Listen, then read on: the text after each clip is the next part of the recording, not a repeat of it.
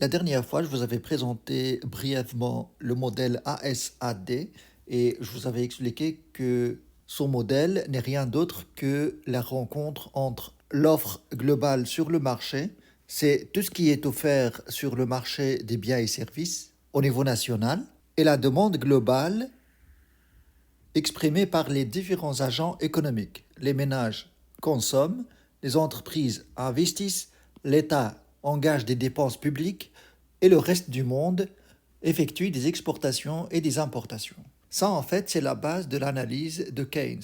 Alors, la rencontre entre l'offre globale et la demande globale donne un point d'équilibre représenté par une certaine quantité de production optimale et un niveau de prix équivalent. Maintenant, ce qu'il faut comprendre, c'est que Keynes raisonne en termes de sous-emploi et plein emploi. Alors aujourd'hui, je vais vous expliquer un petit peu cette notion de sous-emploi et plein emploi pour qu'on puisse avancer dans l'analyse macroéconomique. Il faut comprendre qu'en économie, on a deux facteurs de production. Vous avez d'abord le capital, mais vous avez aussi le travail. Et la combinaison entre le capital et le travail donne notre production, notre PIB. Le PIB de chaque pays est construit par ces deux facteurs de production, le capital et le travail. Pour Keynes, on peut avoir un équilibre dans le cadre d'une économie en sous-emploi. En sous-emploi, c'est-à-dire que ces deux facteurs de production ne sont pas utilisés à leur maximum.